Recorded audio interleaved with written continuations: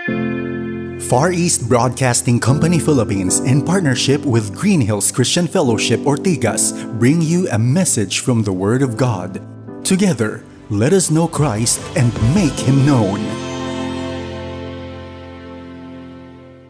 Nagpapatuloy po tayo sa ating serye ng mga mensahe na pinamagatan nating How Great Thou Art, the Incommunicable Attributes of God. At ang title po ng mensahe ngayong hapong ito ay ang Diyos na naghahari sa lahat. Aminin ko sa inyo na medyo nag-struggle ako maghanap ng tamang Tagalog word para sa sovereignty. No? Nung una kong ginawa yung outline, hindi ko na tinagalog. Sabi ko, ang sovereignty ng ating Diyos. Ngunit, ang pinakamalapit na salin ng salitang ito sa ating wika ay ang paghahari ng Diyos sa lahat. Paghahari sa lahat. Yan po ang ibig sabihin ng sovereignty. Pero bago natin aralin ang ibig sabihin ng sovereignty, ang kahulugan nito at iba pang paliwanag tungkol dito, alalahanin natin muli ang atin ng napag-aralan tungkol sa incommunicable attributes ng ating Diyos. Bakit incommunicable? Sapagkat itong mga katangiang ito ay tanging Diyos lamang ang mayroon. At ito ang naghihiwalay sa Kanya sa lahat ng Kanyang nilalang. Siya ang creator, tayo ay creatures. At dahil siya ang Diyos na pinagmulan ng lahat, ang mga attributes na ito ay Kanya lamang. Hindi niya nako-communicate sa atin. Kaya incommunicable. Ito ang mga katangian na nagbibigay kahulugan sa Kanyang pagiging Diyos. Siya ay Diyos dahil siya ay makapangyarihan sa lahat, nakakaalam ng lahat, sumasa lahat ng lugar, hindi nagbabago, self-existent, self-sufficient. At dahil sa kanyang mga perfections na iyon, siya ay Diyos. Siya ang makapangyarihan sa lahat, sabi sa Jeremiah 32:17. Sabi doon, Lord God, it is you who have made the heavens and the earth by your great power. And by your outstretched arm, nothing is too hard for you. Walang mahirap sa inyo, Panginoon. Siya ang nakakaalam ng lahat. Sa Psalm 139:1, sa first verse pa lang, sabi doon, O Lord, you have searched me and known me. Kasabi ng ibang verses, you know when I sit down and when I rise up, you discern my thoughts from afar. You search out my path and my lying down. You are acquainted with all my ways. Even before a word is on my tongue, behold, O Lord, you know it altogether. Siya ang nakakaalam ng lahat. Siya ay sumasa lahat ng lugar. He is omnipresent. Omnipresent. Sa Psalm 139:7, where shall I go from your spirit? Sabi ng salmista. Or where shall I flee from your presence? Saan ako tatakbo na ikay wala roon? Sabi niya. Tapos sinabi nga niya, kung ako'y pupunta sa langit, nandun ka. Kung ako'y pupunta sa Sheol, nandun ka. Kung ako'y pupunta sa west, nandun ka. Kung ako'y pupunta sa east, nandun ka. Sapagkat walang lugar na kung saan wala siya. Siya ay sumasa lahat ng lugar. Siya ay hindi nagbabago. Siya ay hindi nagbabago. No? Malachi chapter 3 verse 6, For I, the Lord, do not change. Ako ang Panginoon, hindi ako nagbabago. No?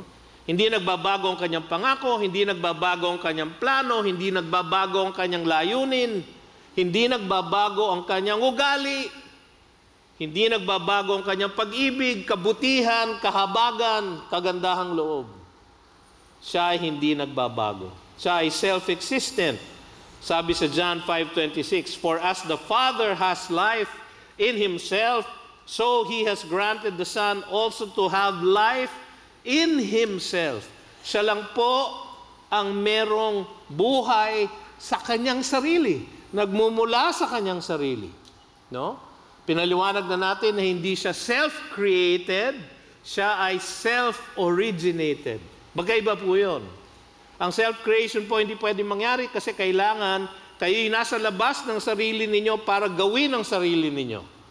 Hindi po logical. Kaya siya po ay nag-originate magmula sa sarili niya. Napakahirap unawahan sapagkat tayo ay finite, tayo ay mga nilalang lang. Hindi natin alam kung ano ang ibig sabihin ng pagiging sanhi ng sarili. Siya ay self-sufficient. No? Acts 17:24-25.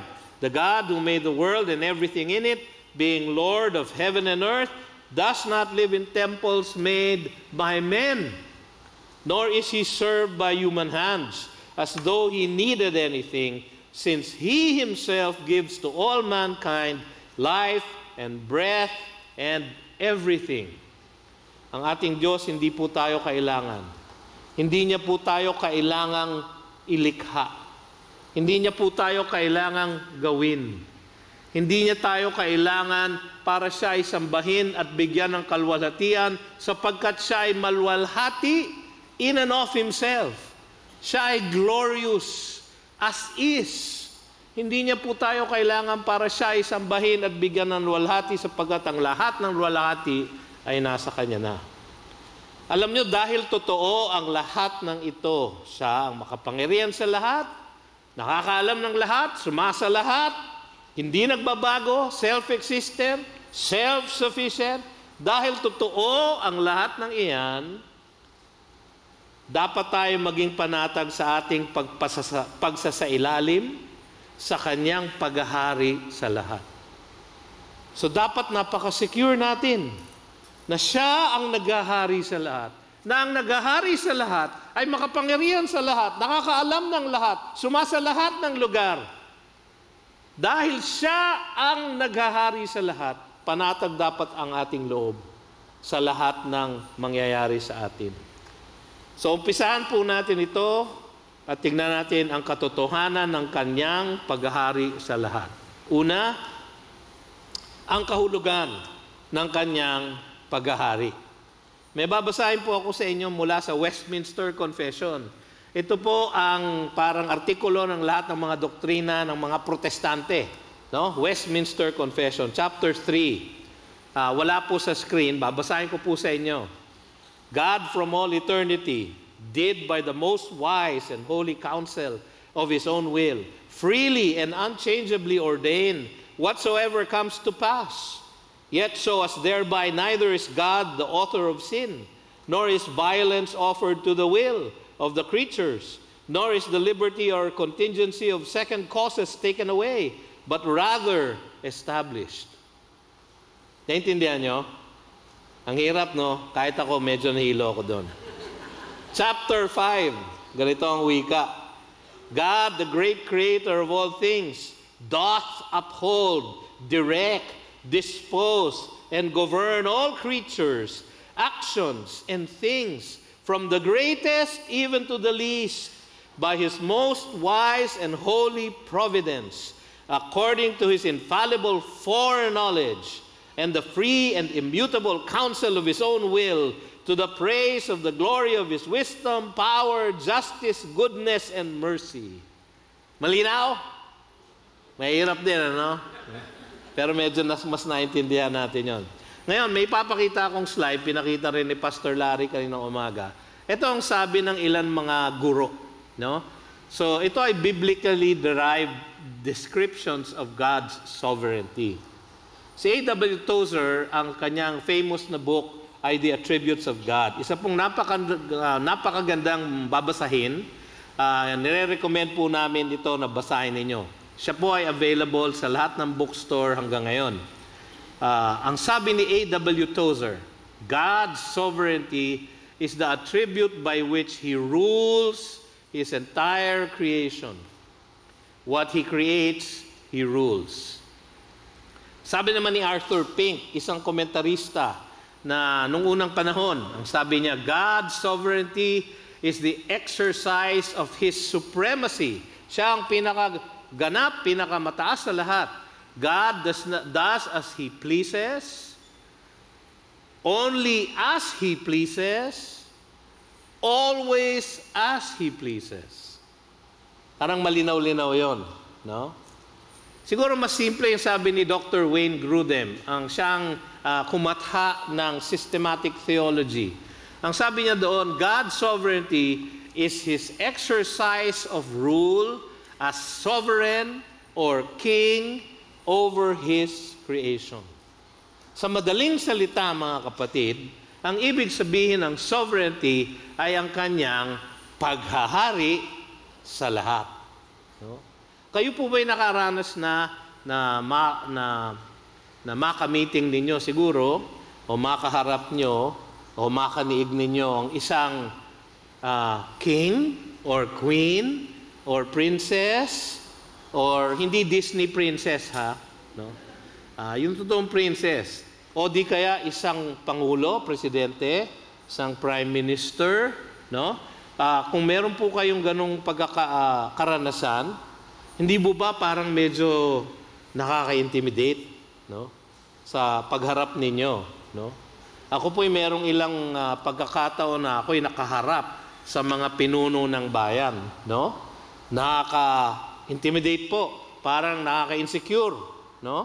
Parang nagsipilyo ba ako kaninang umaga, no? Malinis ba ang aking kamay? Baka ako'y kamayan, no? So meron pong ganong dating ang isang sovereign, isang pinakamataas sa lahat, isang supremo, kumbaga. Ganito po ang definition na makikita natin sa Biblia tungkol sa paghahari ng Diyos sa lahat. Ito ang makikita nating mga kahulugan. No? Una, ginagawa niya ang lahat ng kanyang nais at lahat ng kanyang mga layunin. No? Hindi natin kayang gawin yon.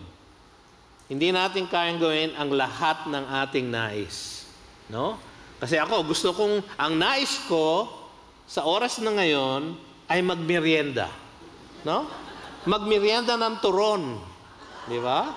Banana Q. Kamote Q. No? Isaw. Nako. Fishball. No? Barbecue.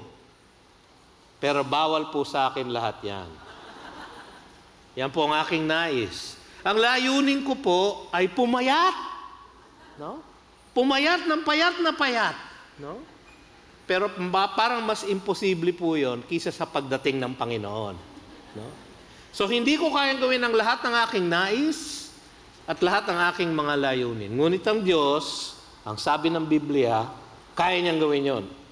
Sabi sa Psalm 115 verse 3, Our God is in the heaven. Siya ay nasa kalangitan. Ang ibig sabihin lang noon, siya ay nasa kataas-taasang lugar. Siya ang supreme being. Siya ay nasa langit. God is in the heavens. He does all that He pleases. Nagagawa niya, ginagawa niya, gagawin niya ang lahat ng kanyang nais. Walang makakapigil sa kanya, walang makakahinto sa kanya, walang makakasabi sa kanya, hindi mo pwedeng gawin yan kasi lahat ng kanyang nais, pwede niyang gawin. He does all that He pleases. Mas maganda siguro sa Isaiah 46:10. Siguro po babasahin ko sa mas malawak na konteksto. Babasahin ko po. Meron po akong Biblia dito. Alam nyo, meron din kayong Biblia dyan. Baka gusto nyong buksan. Kasi tinitignan nyo lang yung nasa phone ninyo. Yung phone ninyo, paminsan-minsan meron notification ng Facebook. No? Baka kayo ma-distract. Ang sabi sa Isaiah 46, verse 10, siguro babasahin ko from verse 8. Wala po sa screen yung verse 8 and 9. Babasahin ko po para meron kayong running context. Ha? Remember this and stand firm. Recall it to mind, you transgressors. Kinakausap ng Diyos sa pamamagitan ni Isaiah ang mga nananambahan sa Diyos-Diyusan. Sabi niya, Remember this and stand firm. Recall it to mind, you transgressors. Remember the former things of old. For I am God, and there is no other. I am God, and there is none like me. Alam niyo ba na wala naman talagang ibang Diyos-Diyusan? Ang talagang meron lang ay ang Diyos. Siya lang ang nag-i-exist. No? Walang Buddha, walang Allah, no? Walang ibang Diyos, walang Krishna, walang Zeus. Siya lang ang Diyos. I am God and there is no other. I am God and there is none like me. Ayan na, verse 10. Ano ang pagkakaiba niya bilang Diyos? Declaring the end from the beginning and from ancient times things not yet done. Nakita niyo yung breath na yun? From the declaring the end, kailan niya dineclare? Mula sa umpisa. Sa umpisa pa lang, alam na niya kung ano yung end. Bakit niya alam? Kasi pinlano niya. Bakit niya alam? Bakit niya pinlano? Kasi gagawin niya. Kasi kaya niyang gawin. That's why He can declare the end from the beginning and from ancient times things not yet done. Saying, anong sabi ng Diyos? My counsel shall stand and I will accomplish all my purpose. Gagawin ko ang lahat ng aking layunin. Maisasagawa ko ang lahat ng aking plano, ang lahat ng aking layunin. Alam nyo, kung kayo ay, halimbawa, naging isang professional business manager, katulad ko, madalas sa aming paggawa ng aming hanap buhay, no, kami haharap sa aming board o sa aming executive committee at magpapakita kami ng plan.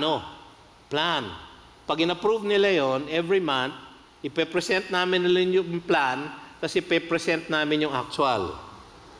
Madalas, yung plan tsaka yung actual magkaiba. Kasi hindi namin kayang gawin ang lahat ng aming layunin. Hindi ganoon ang Diyos. Alam na niya kung ano yung mangyayari kasi pinlano na niya. Hindi lang yon kasi isinagawa na niya. Paano nangyari yun? Naalala nyo yung ating sa self-existence? He's an ever-present present. Wala siyang past, future. Meron lang siya present tense. Ang lahat ng panahon ay present tense sa Kanya. Kaya niya kaya niyang i-declare ang end from the beginning. Alam na niya ang mangyayari sapagkat isinagawa na niya.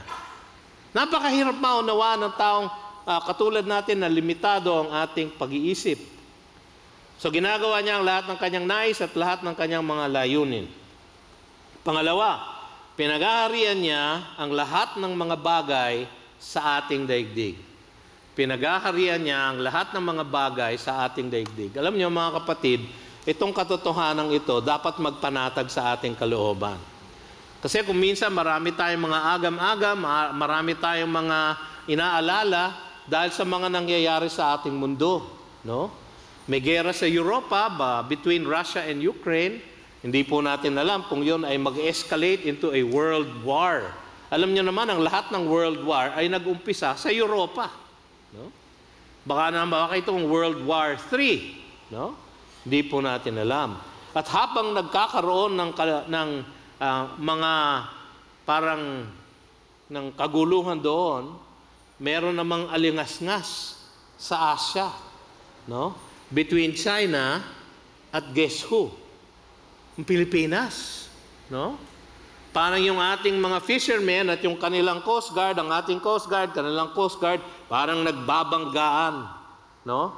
Ng kanilang mga barko. Nako, parang nagngingisihan, no? So, alam niyo nung bata, yung pag merong pinag-aaway sa eskwelahan, di ba? Sige nga, hawakan mo tenga, no? Hawakan mo nga ilong, no? Ganyan, di ba? Pagka naman nagpabuyo yung bata at humawak ng tenga, naku, suntukan na yon, di ba? Parang gano'n na nangyayari sa ating West Philippine Sea. Nakakatakot, alam niyo kung bakit? Kasi hindi natin kaya ang China. Kayo kaya niyo ang China? No? Hindi natin kaya ang China.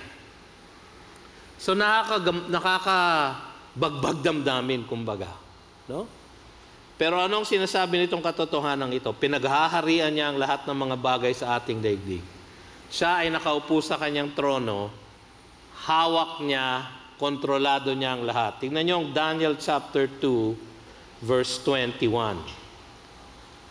Si Daniel naging bihag ni Nebuchadnezzar sa Babylon.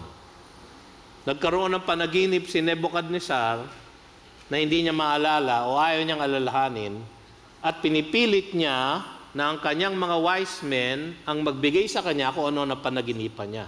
Kung di ba man kayo nakasalubong ng isang medyo siraan tuktok, no? Si Nebuchadnezzar po ganoon. Siyempre, takot na lahat yung wise men, kasama dun si Daniel at yung tatlo niyang kaibigan. So sila daw ay papatayin lahat kung hindi nila mahuhulaan kung anong kanyang panaginip. Sabi ni Daniel, ako'y mananalangin sa Diyos, at ganito ang kanyang sinabi.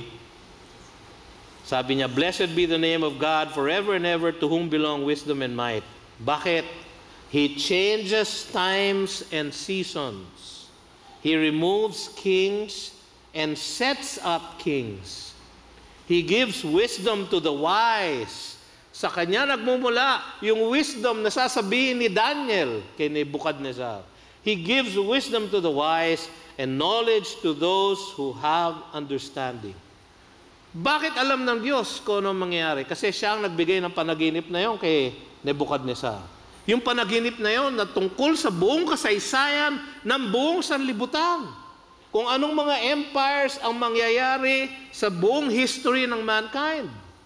Napaka-importanting panaginip. Binigay niya sa isang pagano. Pero yung paganong yun, nakilala niya ang Diyos dahil sa kapangyarihan nito.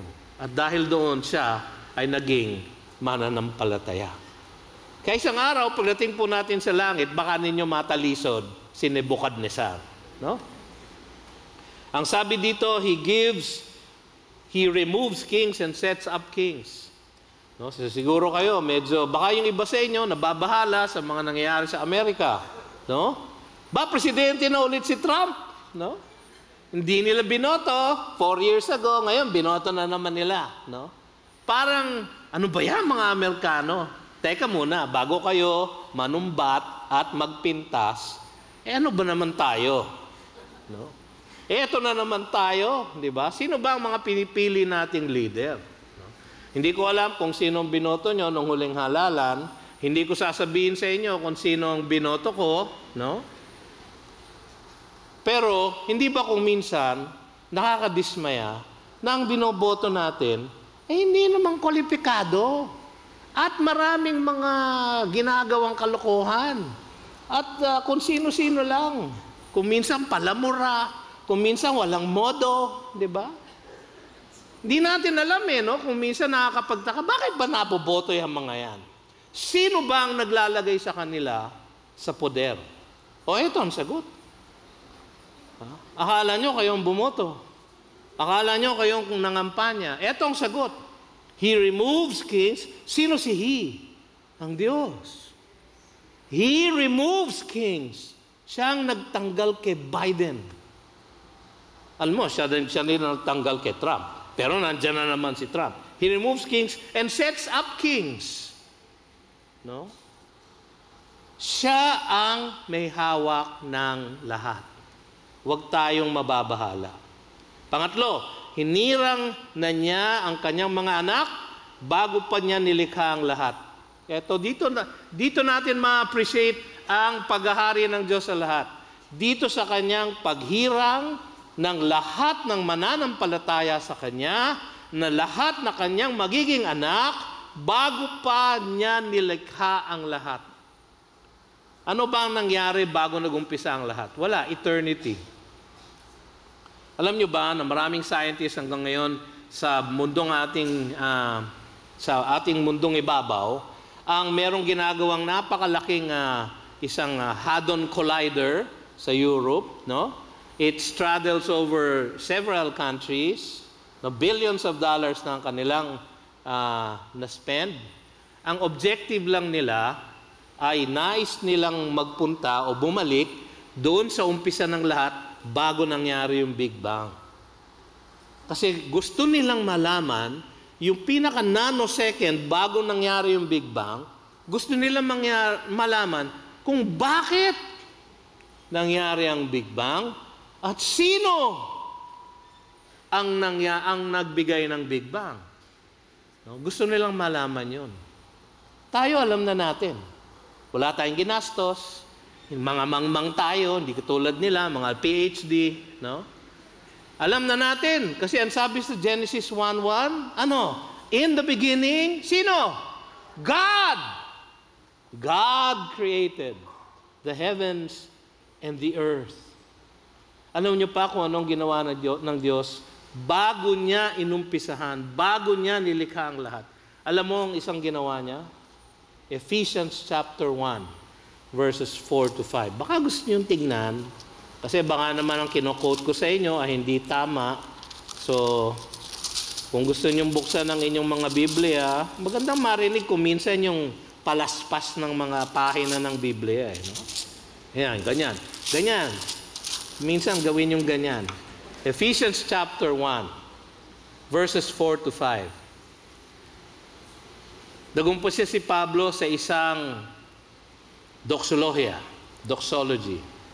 Blessed be the God and Father of our Lord Jesus Christ, who has blessed us in Christ with every spiritual blessing in the heavenly places. Tapos isa-isa niyang in-enumerate. Ano ang una niyang sinabi? Even as He chose us in Him. Kailan? Before the foundation of the world, that we should be holy and blameless before Him. In love, He predestined us for adoption as sons through Jesus Christ, according to the purpose of His will. Marami sa atin ang ating inisip. Kaya ako naging Kristiyano dahil tinanggap ko si Kristo Jesus bilang aking Panginoon at tagapagligtas. Kaya ako naligtas dahil ako ay nag-pray ng sinner's prayer. Kaya ako naligtas dahil ako ay naging member ng Green Hills Christian Fellowship. Kaya ako naligtas sapagkat ako ay naging mabuting anak, masunuring asawa. No? Ang asawa dapat masunurin. Lalo na ang asawang lalaki. No? Mali po lahat yon. Dahil sabi dito, tayo ay naligtas according to the purpose of whose will? His will. His will. Sino ba sa inyo ang buhay na nung before the foundation of the world? Sino? Merong matatanda dito, no? Pero palagay ko, hindi kayo ganong katanda. Wala, di ba? Wala kahit na sino isa sa atin. Wala kahit na sino sa atin ang may abilidad na pumili sa Diyos. Ang tangi lang natin gawin in our free will is we are free to choose not Him, but to choose to sin. Yan po ang isang dakilang ginawa ni Martin Luther, yung kanyang aklat na The Bondage of the Will. Ang mga tao, ang sabi natin, we have freedom, we are free, we have free will. Pero ang meron lang tayo, mga kapatid, ay freedom to sin. Given a chance, left to ourselves, kung sa tayo lang, ang pipiliin po natin ay ang lumayo sa Diyos. Ganyan po tayo ka-enslaved sa kasalanan. No? Ang sabi ng Biblia, for all have sinned and have fallen short of the glory of God. Ang sabi ng Biblia, there is no one righteous, no, not one. There is no one who understands, no one who seeks after God. Meron po bang may kakayanan na pumili sa Diyos? Lalo na kung ang sabi ng Ephesians 2:1, you were dead in your trespasses and sins. Pwede po bang pumili, manampalataya, maging mabuti, ang isang taong patay? Patay! Walang response sa revelasyon ng Diyos. Ganun po tayo lahat dati. We were dead. So if you're dead, kung kayo'y patay, paano kayo makakapili sa Diyos? Lalo naman ngayon dito, Ephesians 1, 4, and 5. Even as He chose us in Him before the foundation of the world. Anong objective niya? That we should be holy and blameless. That we should be holy and blameless before Him. In love, He predestined us. Maraming ayaw nitong predestination kasi pagka predestination, mawawala ang aking kalayaan. Anong kalayaan ang mawawala sa iyo? Ang kalayaan mong magkasala? Ang kalayaan mong pumili ng lahat ng laban sa Diyos sapagkat ang iyong kaluluwa ay patay sa lahat ng Kanya? Yun lang ang natin kayang gawin. Yun lang ang ating kalayaan, mga kapatid. Hindi po tayo malaya na makakapili tayo ng mabuti. So mga kapatid, sabi niya, hindi niyo ako pipiliin, kaya kayo ang pipiliin ko. Ako ang pipili sa inyo. Diyan natin makikita ang kagandahan ng Kanyang sovereignty, ng Kanyang paghahari sa lahat. Kasi kung hindi siya naghahari sa lahat, hindi niya pwedeng sabihin ito. Paano niya masasabi na pinili ko kayo bago ko pa nilikha ang lahat? Kung hindi niya kayang gawin. Ang sabi kanina sa Isaiah 46, He declares the end from where? The beginning. Alam na niya Kilala na niya tayo. Mamaya pagdating natin sa Romans 8, mas maganda ang ating mababasa roon. Pangapat, patuloy siyang naghahari sa gitna ng kasamaan. Kahit na may masamang nangyayari sa mundo, siya pa rin ang naghahari. Merong paghihirap sa mundo, siya pa rin ang naghahari. Merong kawalan ng katarungan sa mundo, siya pa rin ang naghahari. Paano kaya natin mare-reconcile yung presence of evil sa mundo at yung Kanyang paghahari sa lahat? Kung siya ay mabuting Diyos at siya ay naghahari sa lahat, bakit mayroon pang kasamaan sa ating mundo? Ang madaling sagot doon, kasi lumayo ang tao sa Kanya. Ang sabi ng tao, ayaw ka namin dito.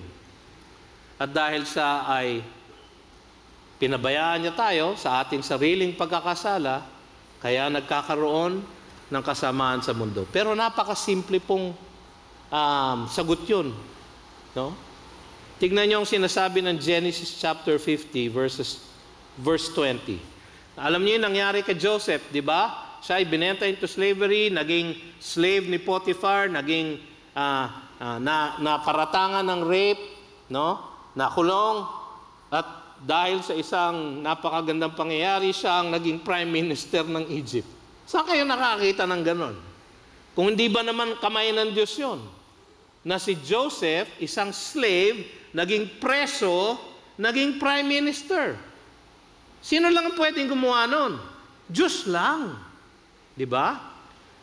Bakit ginawa ng Diyos yun? Sa gitna ng lahat ng masamang nangyari sa Kanya. Alam niyo kung sino nagumpisa ng lahat ng masamang nangyari sa Kanya? Yung Kanyang sariling mga kapatid. Dahil inggit sa Kanya, dahil siya ang paborito. Pero masama po talaga yung may favoritism. Kaya kayo, kung marami kayong anak, ang definition po ng marami yung higit sa dalawa. No? Pagka marami kayong anak, no, huwag kayong magkakaroon ng favoritism. Dahil sa favoritism ni Jacob, no, nagalit yung ibang mga kapatid ni Joseph sa kanya. At siya ay binenta into slavery. Ang balak nga nila patayin Pero hindi siya namatay. Siya ay naging slave, siya ay naging preso, tapos siya ay naging prime minister. Saan ka nakakita ng ganon?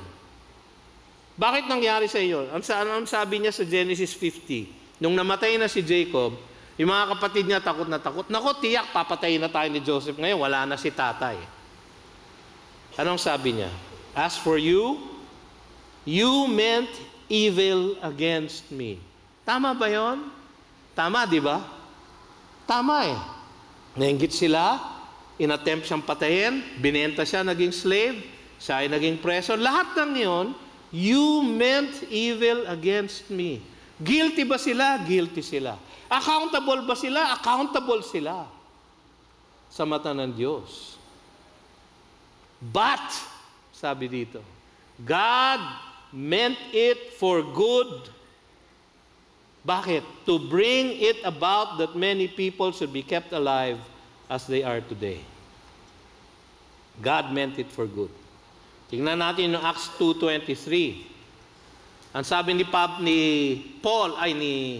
Peter, first day of the church, day of Pentecost. Ito ang sermon niya. No? Ang sabi niya sa sermon niya ay ganito.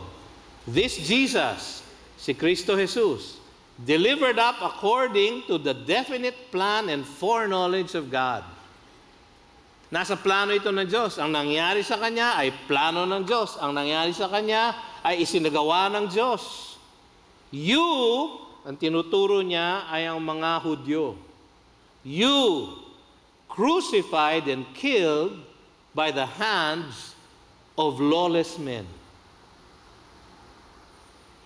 Did they mean evil? Yes. Sinong nag-crucify kay Jesus? You crucified and killed by the hands of lawless men. The Sanhedrin, si Pontius Pilate, the Roman guards, they killed and crucified Christ. Ginawa ba nila ay masama? Ginawa nila ay masama. Sila ba ay mananagot sa kanilang ginawang masama? Mananagot sila. Paano yun? Nasa plano ng Diyos according to the definite plan and foreknowledge of God. There was good. Ano yung good na lumabas sa kanyang pagkamatay sa krus? Tayong lahat ay naligtas. Pero, yung paraan para siya ay mapako sa krus ay kasamaan ng mga lalaking ito. God can make good to come out from evil. Yung ating binasa kanina. And He is able to make all things for the good of those who love Him. All things, kahit masamang bagay. So mga kapatid, ganito po ang ibig sabihin ng kanyang paghahari sa lahat. Pero meron tayong mga konting paglilinaw. Bibilisan ko po at naku, naubos ng ating oras. Sabi ko sa inyo, hindi kasya ang isang oras dito no? Ito po ang ilang mga paglilinaw. Importante po ito. Una, hindi kinakansela ng kanyang paghahari ng lahat ang ating responsibilidad na gawin ang tama. Hindi niya kinakansela yung ating responsibilidad na manampalataya sa Kanya, maniwala sa Kanya, at gumawa ng mabuti. Kahit siya ang naghahari sa lahat. Hindi nakakancel yon, no? Mahirap po maunawaan ito. Kahit ako, hindi ko po ito naunawaan ng lubos. Sabi sa John 3:3, si Nicodemus nagpunta kay Jesus. Ang gusto niyang malaman, paano ba makapasok sa kaharian ng Diyos? Yun ang kanyang heart cry. Hindi niya masabi, pero sinabi ni Jesus, ito ang sagot sa katanungan mo. You must be born again, sabi niya. Truly, truly, I say to you, unless one is born again, he cannot see the kingdom of God. Sanay na sanay si Nicodemus na gumawa ng mabuti para siya ay maligtas. Sanay na sanay si Nicodemus, kabisado niya ang batas para kanyang sundin para siya ay maligtas. Ang kanyang kaisipan, dapat may gawin ako para ako ay maligtas. Ang sabi ni Jesus, no. Unless you are born again. Paano siya magiging born again? Kahit siya, hindi niya maunawaan. Papasok ba siya muli sa bahay bata ng kanyang ina upang siya ay ipanganak na muli? Ang sabi ni Jesus, no. This is spiritual. Spiritual birth. Rebirth. So, kayo ba nung pinanganak kayo, meron kayong nagawa sa kapakanakan nyo? Ang ginawa nyo lang ay humiyaw at umiyak. Napili nyo ba kung sino magulang nyo? Kung saan kayo ipapanganak? Anong apelido nyo? Kung kayo'y mistiso o Indio? Hindi, di ba? Wala kayong pakialam. Wala kayong kinalaman sa inyong kapanganakan. Gayon din, wala tayong kinalaman sa ating kapanganakang espiritual. That is done to us. So, ang alam ni Nicodemus, kailangan may gawin ako para ako'y maligtas. Ang sabi ni Jesus, hindi. Kailangan baguhin ko ang puso mo. Pero tignan niyo ang sinabi niya sa verse 15. John 3:15.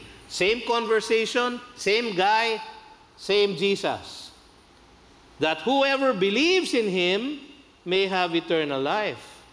Sabi niya sa John 3:16, that whoever believes in Him should not perish, but have eternal life. Sabi niya sa chapter 3, verse 36, whoever believes in Him shall not perish, but have eternal life. Hindi ka pwedeng maligtas kung hindi kayo ma-born again. Hindi mo kayang i-born again ang sarili mo. Kailangan i-born again kita. Pero, whoever believes. Aba, teka muna, pastor, para mahirap yata yun, no? Siya ang magbo-born again sa atin, pero whoever believes. Meron tayong responsibilidad na manampalataya, at kung hindi tayo manampalataya, tayo ay mapapahamak. Sabi sa John 3:18, whoever believes in Him is not condemned, but whoever does not believe is condemned already. Bilang makasalanan, tayo po ay condemned na. Kung hindi po tayo maniniwala, tayo mananatiling condemned. No? So meron tayong kailangan gawin. Pero, siya lang ang nakakapag-born again sa atin. Paano tayo maniniwala kung hindi tayo pinapanganak? Hindi tayo born again. Paano ka maniniwala? Pero sabi ng iba, hindi, kaya pagka naniwala ka na, tsaka ka magiging born again. Ha? Paano ka magiging born again kung kailangan mo munang maniwala? Parang mas logical, yung kailangan mong maging born again para ka maniwala. Pero, kailangan mong gawin pareho. Sinong nagbo-born again sa'yo? Hindi ikaw. Ang Diyos. Pero ano ang kailangan mong gawin? Kailangan mong maniwala.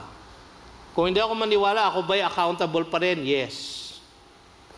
Napakahirap paniwalaan ito. Romans 9:15-16. Sabi doon, for He says to Moses, I will have mercy on whom I have mercy, and I will have compassion on whom I have compassion. So it depends not on human will or exertion, but on God who has mercy. What depends not? Salvation. Depends not on human will or exertion. Kaya lang, sa chapter 10 ng Romans din, verse 9-11, ang sabi doon, because if you confess with your mouth that Jesus is Lord and believe in your heart that God raised Him from the dead, you will be saved. For with the heart one believes and is justified, and with the mouth one confesses and is saved. For the scripture says, everyone who believes in Him will not be put to shame. Sabi, it's not by human will or exertion. Pero sabi niya, you have to confess with your mouth, you have to believe. Ano ba, pastor? Ay, ewan ko. Hindi ko rin ma-reconcile. Paano ba siya naghahari sa lahat at paano natin na-exercise ang ating human freedom? Hindi po natin siguro maunawaan ng lubos kung paano po nangyayari yon. Ang alam lang natin, yung ating choice of whether to remain condemned or to be saved, no, ay nangyayari sa ilalim ng kanyang paghahari, ng kanyang pagkilos para tayo maligtas. Paano nangyayari yun? Hindi ko po alam. Pag nauna po ako sa langit, dadalawin ko po kayo, tapos sasabihin ko sa inyo. Ayaw nyo yun. Okay. Ang kanyang paghahari ay laganap at hindi natin maunawaan ang lahat ng kanyang nilalayon. Sabi po ng Deuteronomy 29:29, the secret things belong to the Lord our God, but the things that are revealed, ito po yun, ang Biblia, the things that are revealed belong to us and to our children forever, that we may do all the words of this law. So, ang ating faith po is a faith that is on a need-to-know basis. No? Meron tayong mga bagay that we do not need to know. But ito, we need to know. We need to know and obey. Sabi sa Isaiah 55:8, for my thoughts are not your thoughts, neither are your ways my ways, declares the Lord. Kaya hindi natin maunawaan kung bakit parehong totoo na siya ang naghahari sa lahat at tayo ay responsableng pumili sa Kanya.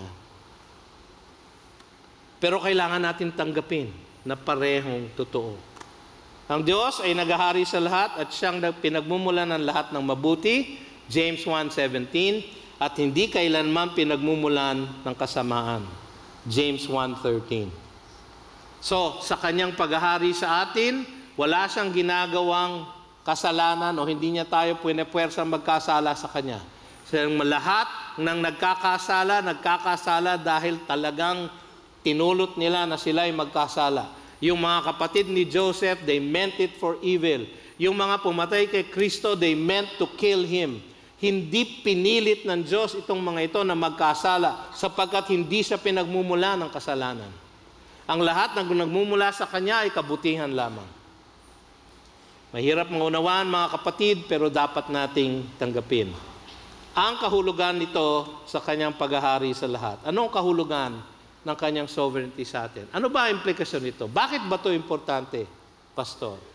Dahil sa Kanyang paghahari sa lahat, una, dapat natin siyang sambahin ng buong lakas. Sabi sa Romans chapter 11, verses 33 to 36. No? Babasahin ko po. Romans 11, 33 to 36. Pinaliwanag ni Pablo, Romans 9, Romans 10, Romans 11. No? Ang mga Hudyo ay malayo sa kaligtasan, ngunit sila ay maliligtas pa rin. Ang mga Hentil ay naging parte ng katawan ng Panginoon dahil sila ay naniwala kay Kristo Jesus. Yung Kanyang piniling bayan ang hindi naniniwala sa Kanya. Pero sila ba ay mananatiling ganon? Hindi po. Kasi ang sabi sa Hebrews 11:26, no? Ang sabi doon, and in this way all Israel will be saved. As it is written, the deliverer will come from Zion, he will banish ungodliness from Jacob. Merong araw na ang buong bayang Israel, ngayon hindi po sila naniniwala kay Kristo Jesus. Ngunit merong isang araw na sila ay maniniwala. Alam niyo kung bakit? Sapagkat nakita nila sa buhay ng mga Hentil ang pagbabagong ginawa ni Kristo sa kanilang buhay. Tayo po yun. No? Sabi sa Romans 11:33, pagkatapos pinaliwanag ni Pablo, hindi rin niya maunawaan ng buo kung paano mangyayari ang lahat no? So sabi niya, oh, the depth of the riches and the wisdom and the knowledge of God, how unsearchable are His judgments and how inscrutable His ways. For who has known the mind of the Lord, and who has been His counselor, or who has given a gift to Him that He might be repaid? For from Him and through Him and to Him are all things. To Him be glory forever. Amen. Ano nangyari kay Pablo? Pagkatapos niyang inilatag yung katotohanan tungkol sa sovereignty ng Diyos sa bayang Israel, ang kanyang naging resulting or response ay worship. Ganon din po tayo, mga kapatid. Ngayon na alam na natin na tayo, magmula pa before the foundation of the world, ay pinili na unto salvation ng ating Diyos. Anong response natin? Magrireklamo ba tayo? Ba, hindi yata fair yun, Panginoon. Hindi ko naintindihan lahat. Magrireklamo ba kayo? Niligtas na nga kayo. Ang ating response ay dapat worship. Dapat nating ibahagi lalo ang ebanghelyo ng may tapang at pag-asa. Ang sabi ng iba, kung sovereign ng Diyos at pinili na niya ang lahat ng mananampalataya sa Kanya, no? Bakit pa ako mag-evangelism? No?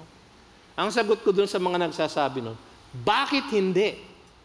Lalong dapat tayo mag-evangelize. Bakit? Kasi alam natin na may mga pinili ang Diyos at sila ay nasa ating kapaligiran.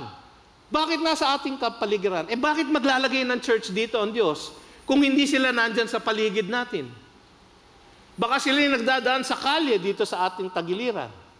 Hindi ba nga't merong isang binautismuhan na ang sabi niya, papunta lamang po ako ng Robinson's Galleria, ang pinakamagandang mall sa balat ng lupa, para ako'y mag-window shopping. No? Tapos merong humarang sa akin doon sa may GCF, binigyan ako ng donut at kape, at pagkatapos kong umupo, ay bigla ako sinera ng gospel. Din nakinig na lang ako habang ako'y kumakain. Pero dahil siya'y nakinig, kumilos ang Diyos sa kanyang puso, sa kanyang salita. At hindi natin alam, after a while, siya ay nag-attend ng How to Grow, siya ay nag-attend ng growth group. Tapos siya ay binautismo, nakita natin mismo ang kanyang testimonyo. So anong response natin doon? Oh, the depth of the riches and the wisdom and the knowledge of God. Dapat nating lalong may tapang na mag-evangelize. 1 Corinthians 3:6-9. I planted, sabi ni Paul, Apollos watered, but God gave the growth. Hindi naman tayo nagko-convert, ang Diyos ang nagko-convert. Hindi naman tayo nagpapalago, siya ang nagpapalago. Ang role lang natin ay ibahagi ng tapat ang kanyang salita. Sabi sa Matthew 9:37-38, ang ating Panginoon, sabi niya, then He said to His disciples, the harvest is plentiful. Is plentiful. Totoo, marami ng ligtas, but the workers are few. So pray earnestly to the Lord of the harvest to send out laborers into His harvest. Pray earnestly. Sabi ng iba, okay, pastor, yung pray, kaya ko yan. Pray lang naman pala eh. No? Magpe-pray lang pala ako eh. O di magpe-pray ako na Panginoon, sana ay marami pang maligtas. No? Panginoon, sana yung kapatid ko, yung pinsang ko, yung kasambahay ko, yung aking kapitbahay, yung aking kaaway sa opisina, sana kahit sila ay masave. Please send someone to them. Alam nyo kung sino ang isa-send? Kayo. Kaya huwag kayo magpe-pray. Hindi, dapat mag-pray kayo kasi ang sabi ng Panginoon, mag-pray. Pray. Command po yun eh. Pero yung magpe-pray, siya po ang ipapadala. Kaya mag-ingat po kayo sa inyong pananalangin. Baka mamaya pinagpe-pray ninyo yung inyong kaaway. Panginoon, sana naman maging Christian ito para hindi na ako maging kaaway. Ay, sino ipadadala nyo, Panginoon? Sino ba nakakakilala sa Kanya? Hindi ba ikaw? Bakit hindi ikaw? Nag-aaway nga po kami, Panginoon, di na lalo na.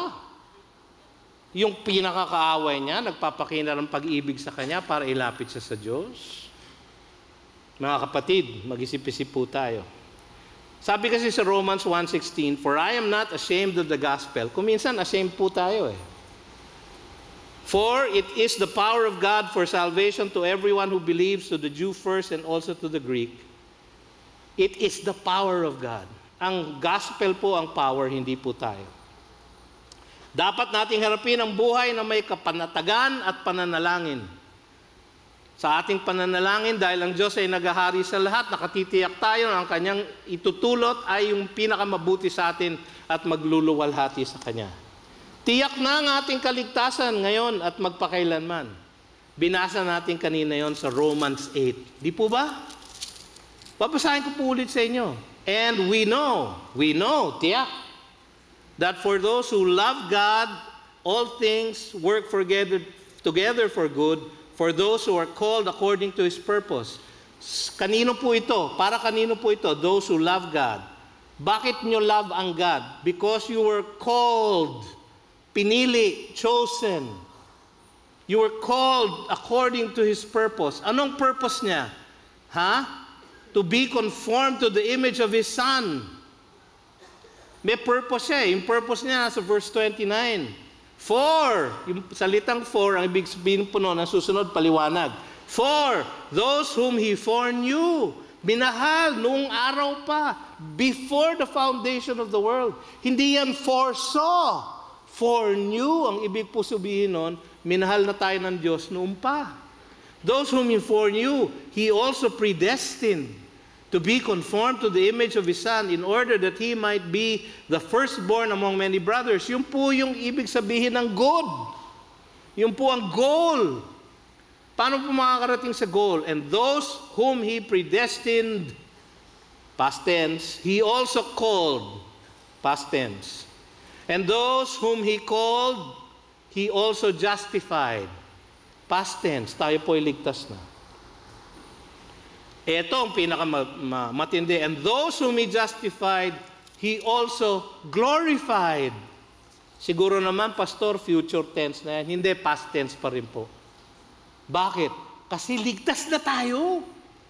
Ang sabi sa Ephesians chapter 4 verse 6, He seated us, past tense, in the heavenly realms in Christ Jesus. Tayo napatay, ginawa niyang buhay, at iniluklok sa tabi ni Jesus sa langit. Past tense na po. Huwag po kayo magdududa sa inyong kaligtasan. Mga kapatid, tiyak na.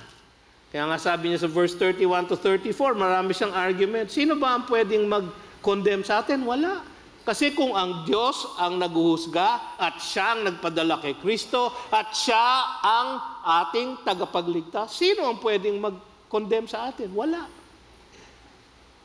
Kaya tiyak na rin mga kapatid ang ating tagumpay sa pagsubok at paghihirap sa buhay. Babasahin ko po muli ang verses 35 to 39 at dito po tayo magtatapos. Ang sabi po roon, Who shall separate us from the love of Christ? Shall tribulation or distress or persecution or famine? Paghihirap ba? Pag-uusig? Panghihina ng loob? Distress? Persecution? Pag-uusig? Famine? Tagutom? Ito ba ang maghihiwalay sa atin sa Kanya? Or nakedness? Or danger? Or sword? Rhetorical po yung question. Ang sagot po, no. As it is written, for your sake we are being killed all the day long, we are regarded as sheep to be slaughtered. No, sabi sa verse 37. No, in all these things we are more than conquerors through Him who loved us. Ang sabi ni Pablo, parang isang napakagandang benediction. For I am sure that neither death nor life, kamatayan man o kahirapan sa buhay na ito, nor angels, nor rulers, nor things present, nor things to come, nor powers, nor height, nor depth, nor anything else in all creation will be able to separate us from the love of God in Christ Jesus our Lord. Ang sagot, tiyak na po tayo sa ating tagumpay. Tayo po na nananampalataya na sa Kanya. Kahit na ano pang paghihirap ang dinadanas natin sa buhay na ito, sa pagbitaw ng ating hininga, ang susunod na hangin na ating malalanghap ay ang hangin ng kalangitan. You've just heard a message from the Word with Green Hills Christian Fellowship Ortigas in partnership with Far East Broadcasting Company Philippines. We hope you can join us next week. God bless you.